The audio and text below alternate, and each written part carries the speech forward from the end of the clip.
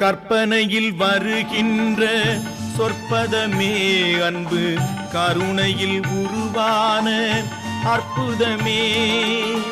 கற்பனையில் வருகின்ற சொற்பதமே அன்பு கருணையில் உருவான அற்புதமே.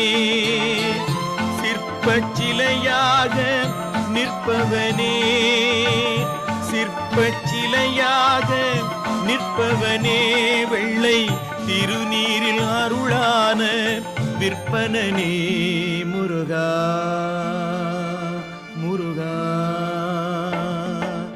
உனை பாடும் தொழிலின்றி வேறு இல்லை, என்னை காக்க உனை இன்றி யாரும்